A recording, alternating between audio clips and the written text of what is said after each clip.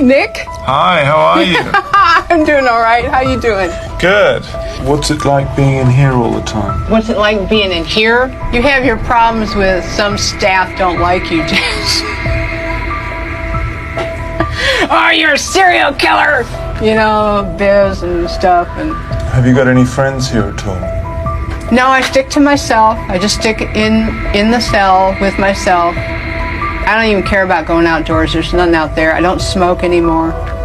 So what's your day like? How does it start? I spend 24/7 in the cell, watching TV, reading the Bible, writing letters to Dawn,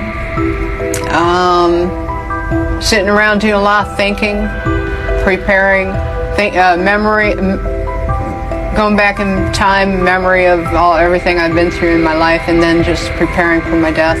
Get all the tears out of me and stuff so I won't cry and stuff. They were predators who shattered lives and left trails of horror across America. Their crimes shook the nation, and justice came with the ultimate punishment, execution. In this video, we reveal the chilling stories of 6 of the most feared killers ever put to death in the United States. Their brutal crimes, their final meals, their last words, and the history written in their executions. Which of these cases will disturb you the most? Stay tuned, because what you're about to hear is not for the faint of heart. Before we begin, hit subscribe and ring the bell to join us as we uncover the darkest chapters of true crime history. Our first case takes us to Utah in 1977, where Gary Gilmore became the first person executed in the United States after the death penalty's reinstatement, after spending 3 months on death row. Gary Gilmore, born in December 4, 1940, was a career criminal whose descent into murder began in the summer of On July 19, 1976, in Orem, Utah, Gilmore targeted Max Jensen, a 25-year-old gas station attendant working the night shift. Gilmore, then 35, had been released from prison just months earlier after serving time for armed robbery. Struggling to reintegrate and fueled by alcohol and resentment, he set out to rob the Sinclair gas station where Jensen worked. At around 10:30 p.m., Gilmore entered the station, pointed a .22 caliber pistol at Jensen, and demanded money from the cash register. Jensen complied, handing over about $125. But compliance wasn't enough for Gilmore. He forced Jensen into a back room, ordered him to lie face down on the floor, and without hesitation, shot him twice in the back of the head. Blood pooled on the concrete as Gilmore pocketed the cash and fled into the night. The next evening, July 20, 1976, Gilmore struck again in Provo, Utah, just 5 miles away. His target was Benny Bushnell, a 25-year-old motel manager at the City Center Motel. Gilmore, still desperate for cash, entered the motel office around 11:00 p.m. and demanded money. Bushnell handed over less than $100 from the register. Like Jensen, he was forced into a back room and made to lie face down. Gilmore shot him twice in the head, execution style, leaving Bushnell's body slumped on the floor. The brutality of these murders shocked Utah's tight-knit communities. Gilmore's motive was simple: greed and a reckless disregard for human life. His methodical approach, demanding money, isolating victims, and killing them to eliminate witnesses, marked him as a cold-blooded predator. After killing Jensen, Gilmore drove away in his girlfriend's car, disposing of the murder weapon in a nearby bush. The next night, after murdering Bushnell, he returned to his girlfriend's apartment, where he hid the stolen cash. But Gilmore's recklessness led to his downfall. While trying to dispose of the gun used in Bushnell's murder, he accidentally shot himself in the hand. A local resident noticed Gilmore's suspicious behavior and alerted police. On July 21, 1976, police tracked him to a Provo gas station, where he was arrested. The .22 caliber pistol, recovered from a bush near the motel, had Gilmore's fingerprints and matched the bullets from both crime scenes. The evidence against Gilmore was overwhelming: ballistic matches, fingerprints, blood on his clothing, and witness testimony placing him at the scenes. In October 1976, Gilmore was tried for Bushnell's murder. He refused to fight the charges, even firing his attorneys for suggesting an insanity defense. On October 7, 1976, a Utah jury convicted him of capital murder. The judge sentenced him to death, offering a choice between hanging and firing squad. Gilmore chose the firing squad, a method still legal in Utah at the time. Gilmore's case drew national attention because he demanded his execution proceed swiftly, rejecting appeal. His mother and the ACLU attempted to delay it, arguing the death penalty was unconstitutional, but Gilmore insisted, famously saying, "I'd rather die than spend my life in prison." His case tested the newly reinstated death penalty, making him a symbol of the system's return. On January 17, 1977, at 8:07 a.m., Gary Gilmore was executed by firing squad at Utah State Prison in Draper. Strapped to a chair in a converted cannery, he faced 5 volunteer marksmen. His last meal was a modest hamburger, baked potato, salad, and coffee. His final words, spoken directly to the firing squad, were simple and defiant: "Let's do it." The shots rang out, and Gilmore was pronounced dead at 8:10 a.m. Notably, his corneas were donated after his death, giving sight to 2. Gilmore's troubled background included a history of juvenile delinquency, reform school, and multiple prison stints for robbery. His execution marked the first in the U.S. in nearly a decade, sparking debates over capital punishment's morality. His final words inspired Nike's Just Do It campaign, adding a bizarre cultural footnote to his grim legacy. The case also highlighted Utah's unique use of the firing squad, a method rooted in the state's history, but increasingly rare. Gilmore's execution set a precedent, but our next case involves a killer whose name became synonymous with terror: Ted Bundy. Ted Bundy, born Theodore Robert Cowell on November 24, 1946, was executed on January 24, 1989, after spending 9 years on death row, remains one of America's most notorious serial killers, his charming facade hiding a monstrous appetite for violence. Between 1974 and 1978, Ted Bundy kidnapped, raped, and murdered at least 30 women across multiple states, including Washington, Utah, Colorado, and Florida.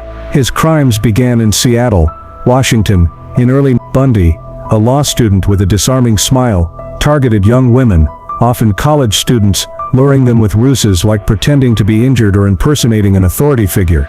One of his earliest confirmed murders occurred on February. Bundy abducted Linda Ann Healy, a 21-year-old University of Washington student, from her basement apartment. Late at night, he broke in, knocked her unconscious, dressed her in pre-selected clothes, and carried her to his car. Her body was later found on Taylor Mountain, her skull fractured, and her remains scattered. This set a pattern. Bundy would stalk his victims, often at night, choosing women who fit his preferred profile: young, attractive, with long dark hair parted in the middle. Over the next 4 years, Bundy's killing spree spread. In Utah, on October 18, 1974, he lured 17-year-old Melissa Smith, the daughter of a police chief, from a pizza parlor. He raped and strangled her, leaving her body in a canyon. Weeks later, on November 8, 1974, he abducted 17-year-old Deborah Kent from a high school parking lot in Bountiful, Utah, after posing as a police officer.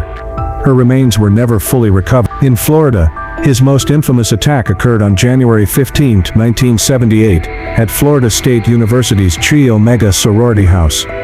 Bundy broke in at 2:45 a.m., bludgeoning and strangling 4 women in their sleep.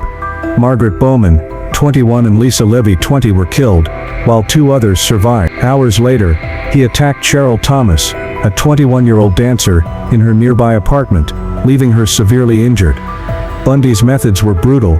He used blunt objects like logs or crowbars to incapacitate victims, often sexually assaulting them before or after death. His motive was a twisted blend of control, sexual gratification, and necrophilia.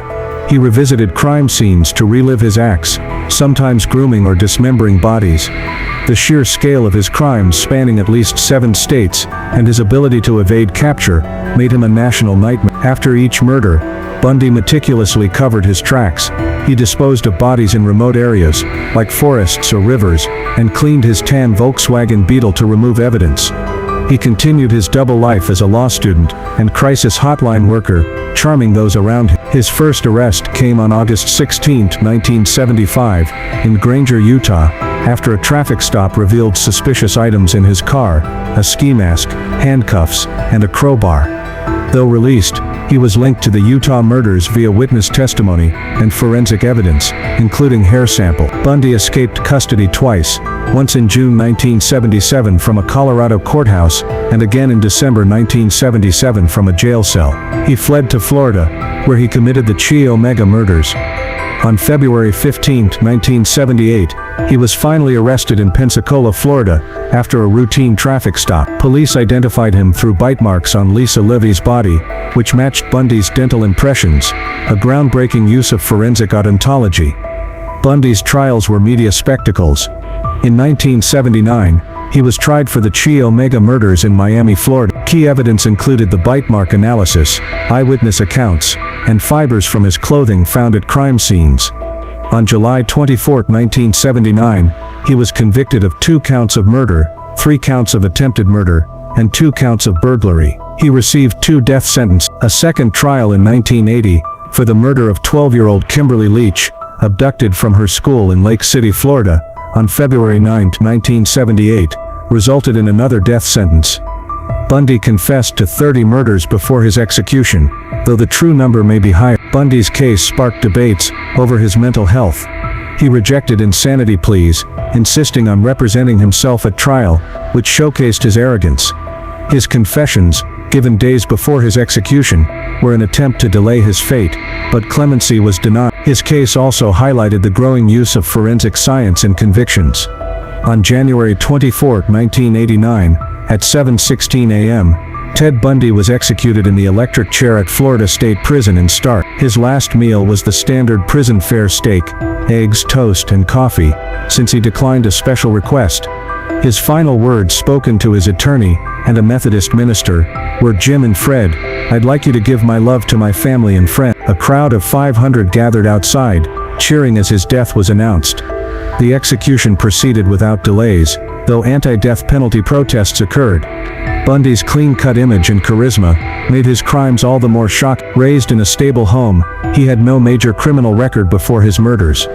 His case fueled public fascination with serial killers, inspiring books, films, and TV shows. It also raised questions about the death penalty's deterrent effect, as Bundy continued killing despite knowing the consequences.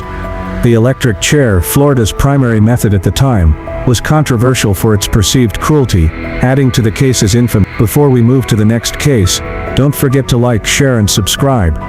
Now we move forward in time to explore another chilling case that gripped the nation with fear and fascination. Our next case brings us to Illinois in 1994, where John Wayne Gacy, known as the Killer Clown, faced justice for one of the most horrific killing sprees in American history. John Wayne Gacy, born on March 17, 1942, was executed on May 10. But what did he do?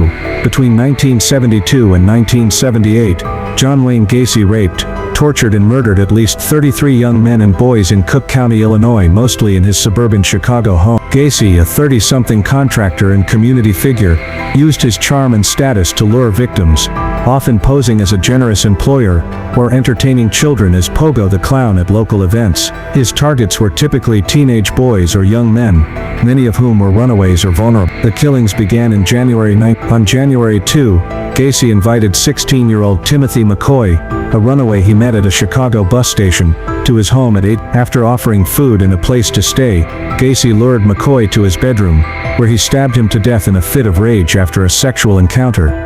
Gacy buried McCoy's body in the crawl space beneath his house, covering it with concrete. This murder set the pattern for his gruesome Over the next 6 years, Gacy perfected his methods. He targeted young men looking for work, offering jobs at his construction company. Others were lured with promises of alcohol or drugs. For example, on December 11, 1978, Gacy abducted 15-year-old Robert Piest from a Des Plaines pharmacy where Piest worked. Gacy invited Piest to his home under the pretense of discussing a job. Once there, he tricked Piest into wearing handcuffs, raped him, and strangled him with a rope using a technique Gacy called his rope trick. Piest's body was one of the last to be hidden in the crawl space. Gacy's crimes were methodical and brutal. He would handcuff or restrain victims, often gagging them with their own underwear to muffle screams. Most were strangled or asphyxiated, though some were stabbed. He disposed of 26 bodies in his home's crawl space, 4 in nearby rivers when space ran out, and others were buried under his garage or driveway. His motive was a mix of sexual sadism and a need for control, with no clear trigger beyond his predatory impulse. The stench of decay in his home was so strong that neighbors complained, but Gacy dismissed it as mold. After each murder, Gacy maintained a double life. By day he ran his construction business, attended Democratic Party events, and performed as a clown at children's parties. He disposed of bodies carefully, using quicklime to hasten decomposition. When he ran out of space in his crawl space, he dumped bodies in the Des Plaines River. His downfall began with Robert Piest's disappearance. Piest's mother reported him missing, and witnesses linked Gacy to the pharmacy. On December 13, 1978, police began surveilling Gacy. They noticed his erratic behavior and the foul odor in his home. On December 21, 1978, a search warrant revealed human remains in the crawl space. Gacy was arrested that day. During interrogation, he confessed to killing 30 or more victims, leading police to the bodies. The evidence was overwhelming.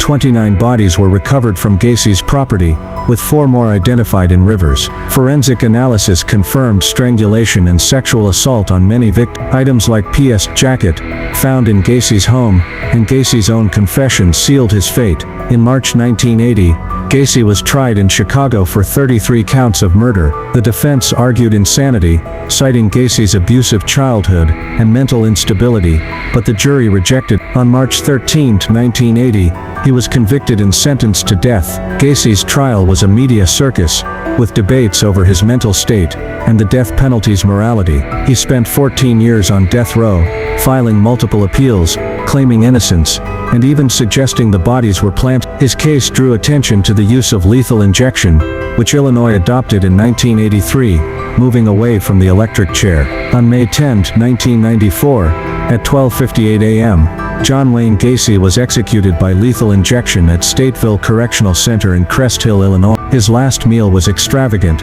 a dozen fried shrimp, a bucket of KFC fried chicken, French fries, and a pound of strawberries. His final words, spoken to a prison official, were defiant: "Kiss my ass." The execution faced a delay when the lethal injection clogged, prolonging the process by about 18 minutes. Gacy was pronounced dead at 1:16 a.m. Outside, crowds gathered, some celebrating, others protesting the death penalty. Gacy's seemingly normal life, married twice, a father and a community volunteer, made his crimes all the more shocking. His abusive childhood, marked by an alcoholic father, was cited as a factor, though not an excuse. The case led to changes in missing persons investigations and heightened awareness of serial predators. Gacy's killer clown moniker fueled pop culture's fear of clowns, inspiring figures like Stephen King's. His execution marked one of Illinois' first uses of lethal injection, a method that became standard but faced scrutiny for technical issues, as seen in Gacy's case. Gacy's crimes horrified a nation,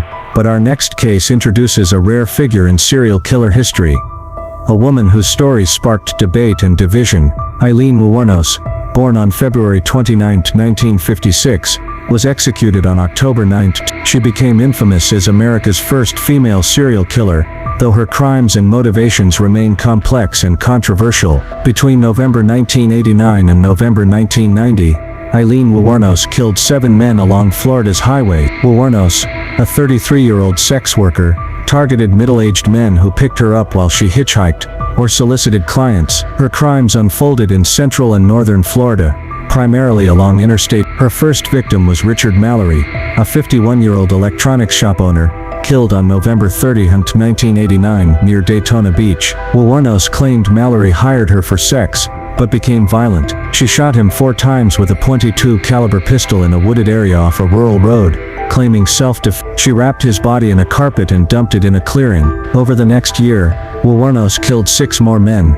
David Spears, 43, a construction worker, shot 6 times in May 1990.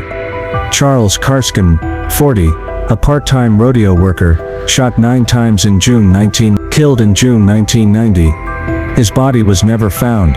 Troy Burris, 50, a sausage salesman, shot twice in July 1990. Charles Dick Humphreys, 56, a retired police chief, shot 6 times in September 19. Wuornos's method was consistent. She approached men posing as a hitchhiker or sex worker, lured them to isolated areas and shot them at close range. She stole their cars, cash and belongings, often pawning items for money. Her stated motive was self-defense, claiming the men attempted to assault her, but prosecutors argued she killed for robbery and rage. The brutality: multiple gunshots, sometimes to the torso or head, suggested premeditation. The bodies were often left in wooded areas or ditches, some hidden under debris. After each murder, Wuornos fled in the victims' cars using their cash for food, lodging or drugs. She pawned stolen items, like Mallory's camera and Antonio's badge, leaving a paper trail. She lived a transient life with her girlfriend Tyria Moore, moving between motels and bars. Her carelessness led to her capture. On January 9, 1991, Wuornos was arrested at The Last Resort, a biker bar in Port Orange, Florida, after police linked her to stolen cars and pawned items. Fingerprints on a pawned item and witness descriptions tied her to the murders. Tyria Moore, fearing prosecution, cooperated with police, coaxing Wuornos into confessing during a recorded phone call. Evidence included Wuornos's fingerprints on stolen goods, ballistic matches from her .22 pistol, and her confession, where she admitted to the killings, but claimed self-defense. In January 1992, she was tried for Mallory's murder in Volusia County, Florida. Despite her claims, evidence suggested Mallory was not violent, undermining her defense. She was convicted of first-degree murder on January 27. Wuornos's case sparked debate over her mental health and claims of abuse. She had a traumatic childhood, marked by sexual abuse and abandonment, and was diagnosed with borderline personality disorder. Her erratic behavior in court, including outbursts and firing her attorneys, fueled questions about her competency. She dropped appeals in 2001, saying she wanted to get it over with. The case also drew international attention, with some viewing her as a victim of circumstance, while others saw her as a calculated killer. On October 9, 2002, at 9:47 a.m., Eileen Wuornos was executed by lethal injection at Florida State Prison in Star. She declined a special last meal, opting for a cup of black coffee. Her final words were cryptic and rambling, spoken to the warden. "I'd just like to say I'm sailing with the Rock, and I'll be back like Independence Day with Jesus, June 6, like the movie Big Mothership and all. I'll be back." She was pronounced dead at 9:50 a.m. The execution proceeded smoothly, though anti-death penalty activists protested outside, citing her mental health issues. Wuornos's abusive upbringing, raised by grandparents after being abandoned, sexually abused by age 11, and homeless by 15, shaped her tragic narrative. Her case challenged stereotypes about serial killers, as female offenders are the media frenzy, including documentaries in the film Monster 2003, portrayed her as both victim and villain, sparking debates over gender trauma and justice. Her execution occurred during a period when Florida's lethal injection process faced scrutiny, but no major issues arose in her case. 2 more killers remain, each with stories that will leave you speechless. Buckle up, because our 5th case takes us to 2001, where Timothy McVeigh, the man behind the deadliest act of domestic terrorism in U.S. history, faced execution for a crime that shook the nation. Timothy McVeigh, born on April 23, 1968, was executed on June 11, 2001, after spending 4 years on death row. On April 19, 1995, Timothy McVeigh detonated a truck bomb outside the Alfred P. Murrah Federal Building in Oklahoma City, Oklahoma, killing 68 people including 19 children, and injuring over 600. McVeigh, a 26-year-old Gulf War veteran, planned the attack as an act of anti-government vengeance, fueled by his anger over federal actions in Waco and Ruby Ridge. In early 1995, McVeigh, with help from accomplice Terry Nichols, began plotting. He chose the Murrah Building for its symbolic value. It housed federal agencies like the ATF. Over months, McVeigh gathered materials: 4,800 pounds of ammonium nitrate fertilizer, nitromethane racing fuel, and Tovex explosives. He rented a Ryder truck in Junction City, Kansas, on April 17, 1995, and packed it with 13 barrels of explosives, rigged with a dual fuse system. On the morning of April 19, McVeigh drove the truck to Oklahoma City. At 8:57 a.m., he parked it in a drop-off zone in front of the Murrah Building. He lit a 5-minute fuse, walked calmly to a getaway car, and drove away. At 9, the bomb exploded, obliterating the building's north face, collapsing 9 stories and creating a 30-foot wide crater. The blast killed men, women, and children, including 15 kids in a daycare center. Victims included federal employees like 34-year-old Secret Service agent Mickey Maroney, and civilians like 5-year-old Elijah Coverdale. The explosion's shockwave shattered windows for blocks, and debris rained across down. McVeigh's motive was ideological. He saw the bombing as a strike against a tyrannical government, hoping to spark a revolt. The scale of the destruction: 68 lives lost, entire families shattered, made it the deadliest terrorist attack on U.S. soil, until, after the bombing, McVeigh fled in a yellow Mercury Marquis, heading north on Interstate 30. He ditched his jacket and cap to avoid recognition. About 90 minutes later, at 10, Oklahoma Highway Patrol Officer Charlie Hanger stopped McVeigh, 80 miles north of Oklahoma City for a missing license plate. Noticing a bulge under McVeigh's jacket, Hanger found a loaded Glock pistol, leading to his arrest for carrying an illegal firearm. Meanwhile, FBI agents traced the Ryder truck's axle to a rental agency in Kansas, linking it to McVeigh via his alias Robert Kling. On April 21, 1995, while still in custody for the traffic stop, McVeigh was identified as the bombing suspect and transferred to federal custody. Evidence against McVeigh was damning. Chemical residue on his clothing matched the bomb's components, and his fingerprints were found on a receipt for 2,000 pounds of ammonium nitrate. Witnesses, including a motel clerk, placed him in Kansas during the truck rent. His own writings, found in his car, detailed anti-government views and plans for the attack. In June 1997, McVeigh was tried in Denver, Colorado, for 11 federal counts, including 8 counts of first-degree murder, for the federal agents killed. On June 2, 1997, he was convicted on all counts. On August 14, 1997, he was sentenced to death. McVeigh's trial was moved to Denver, due to intense media coverage in Oklahoma. His defense argued he was a misguided patriot, not a monster, but offered no remorse. In 2001, the FBI revealed it withheld documents from the defense, prompting a brief execution delay, but no retrial was granted. The case marked the first federal execution since 1963, highlighting the rarity of federal death penalty cases. On June 11, 2001, CDT, Timothy McVeigh was executed by lethal injection at the U.S. Penitentiary in Terre Haute, Indiana, the first federal execution in the modern era. His last meal was 2 pints of mint chocolate chip ice cream. He declined to speak final words aloud, instead submitting a handwritten copy of the poem Invictus, which ends, "I am the master of my fate, I am the captain of my soul." Over 200 victims' families watched via closed-circuit TV. The execution proceeded without issues, and McVeigh was pronounced dead at 7:22 a.m. McVeigh's military background and disillusionment with the government shaped his radicalization. His stoic demeanor and lack of remorse polarized public opinion, with some seeing him as a terrorist, others as a misguided rebel. The bombing led to stricter federal building security and anti-terrorism laws, like his execution by lethal injection reflected the federal system's shift from older methods, like the gas chamber. A change solidified in the McVeigh's act of terror left a nation reeling.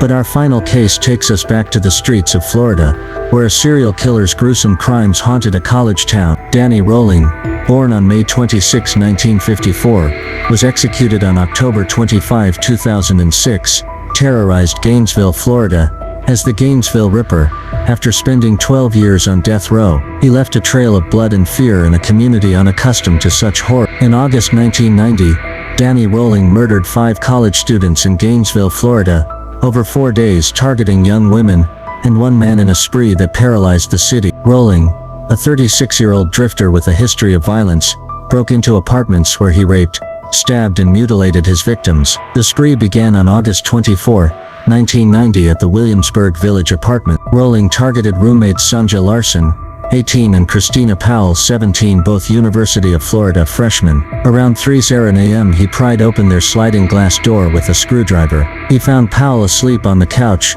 bound her with duct tape, and raped her. He then stabbed her 5 times in the back with a ka-bar knife, killing her. Upstairs he found Larson asleep, taped her mouth, raped her, and stabbed her to death. He posed their bodies in sexually explicit positions, a signature of his sadistic ritual. The next day, August 25, 1990, Rolling broke into the apartment of Krista Hoyt, a 18-year-old Santa Fe Community College student, at 3:30 a.m. He bound, raped, and stabbed her in the back, nearly decapitating her. He mutilated her body, removing her head and placing it on a shelf to shock responders. On August 27, 1990, Rolling targeted roommates Tracy Paules, 23, and Manuel Taboada, 23, at their Gatorwood apartments. He stabbed Taboada, a 2,000-pound athlete, 31 times as he fought back. Paules, hearing the struggle, was bound, raped, and stabbed to death. Rowling posed her body as well, cleaning the scene with bleach to remove evidence.